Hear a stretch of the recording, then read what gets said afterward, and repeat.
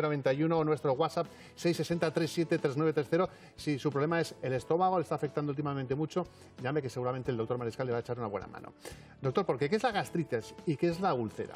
Bueno, las dos digamos que son etapas diferentes dentro de lo mismo que es una herida de nuestra mucosa gástrica. El estómago tiene una serie de capas y bueno, pues cuando se van lesionando desde arriba hasta abajo, pues se va diciendo que la parte de arriba es una gastritis, como una pequeña herida, y cuando llega hacia abajo, hacia la parte muscular, ya es una úlcera, ya es como un agujero, por así decirlo, que se hace en esa mucosa gástrica. La siguiente pregunta es lógica y obvia. ¿Por qué se produce? Bueno, el estómago es un lugar, un órgano interesantísimo para todo aquel que le guste la medicina, porque ahí es donde verdaderamente se van a dar las fuerzas del bien y del mal, por así decirlo. Ya. Unas nos defienden y otras nos atacan.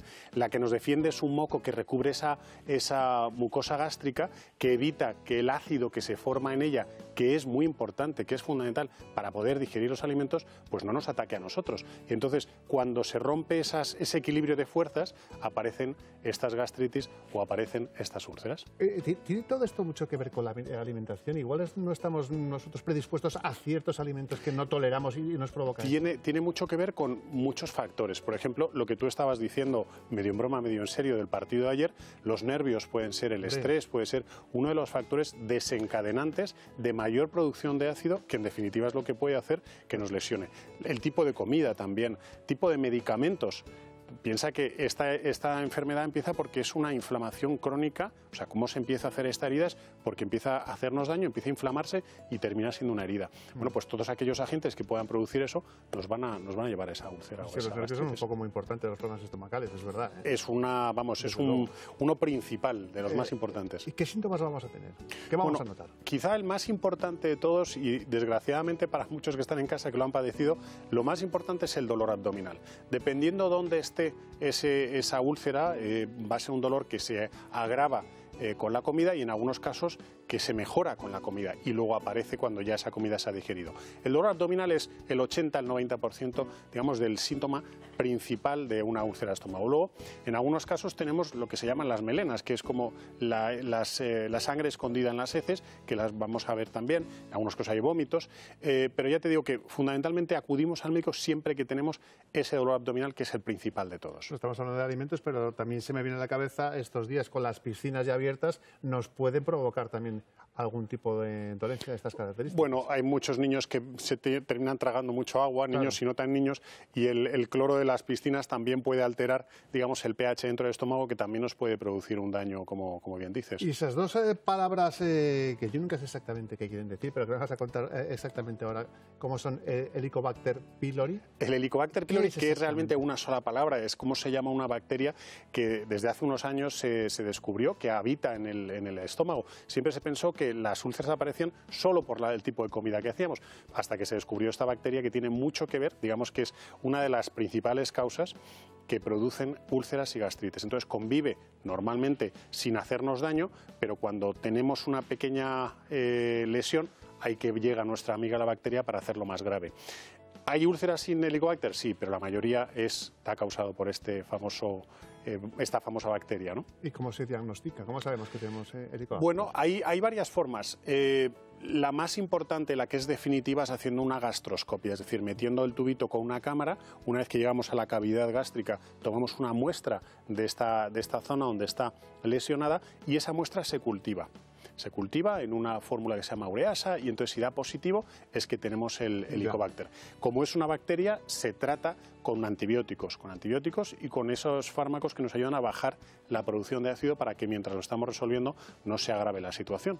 Ya. Pero también se puede saber si se ha uno curado o no con una prueba que se llama prueba del aliento. El otro día lo leí no sé dónde, pero no sabía exactamente qué consiste. Bueno, pues es una prueba muy interesante también, que nos hacen beber una solución y soplamos como si estuviéramos soplando en el aparatito, en el alcoholímetro, exactamente, y entonces lo que nos muestra es esa reacción que tienen esta bacteria, una vez que hemos soplado nosotros, capta el aliento esa sustancia que produce el Helicobacter. Y entonces es positivo o es negativo. Si es negativo es que ya no hace falta que sigamos con nuestro tratamiento. Es muy interesante. La verdad es que últimamente con el aliento se están descubriendo, piensa que el aliento tiene hasta 2000 sustancias y se están descubriendo intolerancias a la lactosa, a la fructosa, a muchas otras problemas de hígado, incluso a pruebas para el cáncer de estómago. Es decir, que se está avanzando muchísimo en esa materia. El tiempo que se ahorra también. O sea, los tiempos se acortan muchísimo.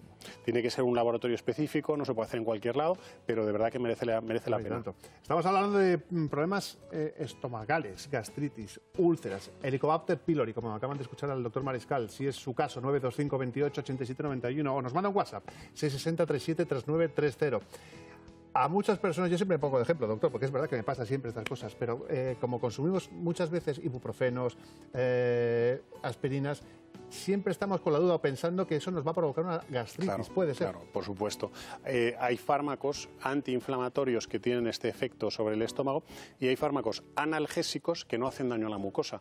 Esa es la diferencia que siempre decimos entre, por ejemplo, tú lo acabas de decir, el ibuprofeno, que sí es antiinflamatorio, y el paracetamol, que no es antiinflamatorio, es analgésico, pero no es antiinflamatorio, no nos afectaría a la mucosa gástrica. Pero igual que la aspirina, el ibuprofeno, también hay otros tipos de medicamentos que no tienen que ver con la inflamación, como puede ser, por ejemplo, un corticoide, la dexametasona, o puede ser el ácido valproico, o todos esos fármacos que se utilizan para combatir el cáncer.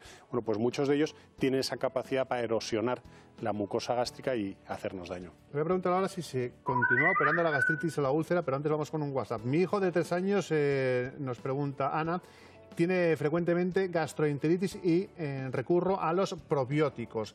¿Los puede tomar de manera prolongada? Por supuesto, es una de las cosas que nosotros siempre aconsejamos, y más a los niños, a los adultos también, pero a los niños con problemas de gastrointestinales, que tomen probióticos, siempre por supuesto recetados por médico o incluso aconsejados por farmacéutico, porque hay muchas cepas y hay que saber qué tipo de cepa es la más adecuada, pero siempre que tenemos gastroenteritis o siempre que hemos tomado antibiótico que han acabado con esa flora bacteriana que muchas veces nos viene bien, en este caso los probióticos son, digamos, el tratamiento de elección casi. Bueno, voy a mantener un poquito en esta la pregunta que le he hecho antes, pero ya que estamos hablando de los probióticos, ¿hay algunos alimentos que nos sirvan también de protectores? Sí. También, por supuesto. Tenemos primero decir los que son los que tenemos que evitar. Vale. Yo creo que casi todo, por sentido común, el alcohol, los picantes, las comidas muy grasas, las que lleven mucha sal, todo eso tenemos que evitarlo, por supuesto, ¿no? Porque eso va a hacer que se produzca más ácido y va a agravar nuestra situación. Y todo lo demás, también como lo preparemos, una manzana en compota, mejor que cruda, porque esa compota nos va a calmar un poco lo que es la pared de la mucosa gástrica.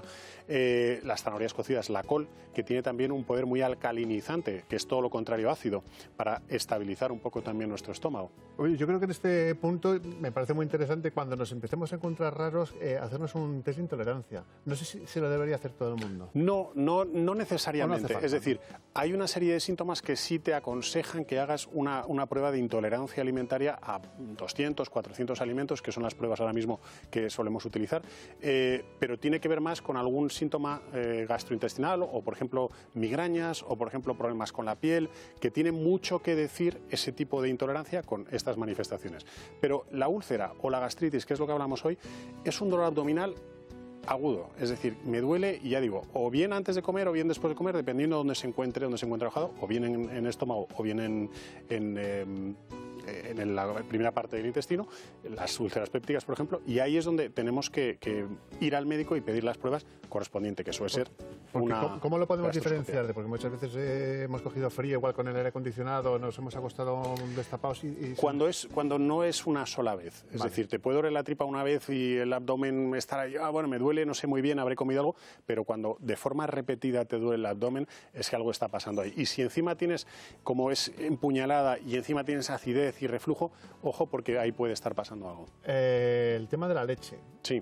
¿Nos va bien cuando tenemos Bueno, eso es una muy buena pregunta, porque es que la gente, yo creo que está acostumbrada a ese efecto de esa medicación que tomemos, masticamos y enseguida nos calma el dolor, sí, y pensamos que la leche hace lo mismo.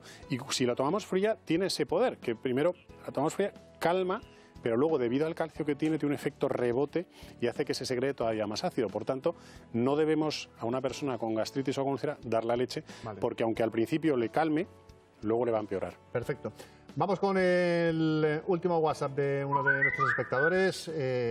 Dice, me han hecho 3 veces la prueba de Helicobacter me han mandado 3 veces antibiótico y no me curo. ¿Qué puedo hacer? Bueno, lo primero habría que conocer a esta persona, porque claro, muchas veces la razón por la que se está produciendo de forma repetida una úlcera puede ser, como decíamos al principio, simplemente por los nervios, porque estar produciendo más ácido debido a nuestros nervios. Si es el caso, calmarnos. Hacer ejercicios de respiración, hacer yoga, meditación o incluso ya fármacos, por supuesto, recetados por su médico, para calmarnos un poco y que no nos sigan produciendo esos nervios. ¿Cuántas veces nos ha pasado a los que nos hemos examinado muchísimas veces que tenemos una gastritis durante una semana y se acaba el examen y se acaba la gastritis? O sea que muchas veces tenemos que estudiarlo. De todas formas, sí sería bueno que fuera a un especialista en digestivo que estudiara más a fondo el por qué le está pasando. Pero sí que es cierto que también hay gastritis, úlceras estacionales. Durante las épocas de primavera suele haber más casos de estos. A lo mejor es el caso. Bueno, pues muchas gracias, como siempre. Hemos aprendido un poquito más y nos has ayudado a saber qué tenemos que hacer y cuáles son los síntomas, algo que padecemos muchísimos aquí en Castilla-La Mancha. Muchas gracias, David Marescal. Gracias, ha sido un placer. Alfonso, nosotros seguimos en Estando Contigo y además hoy vamos a hablar de un tema que también estamos padeciendo a estas alturas del año, como son las plagas.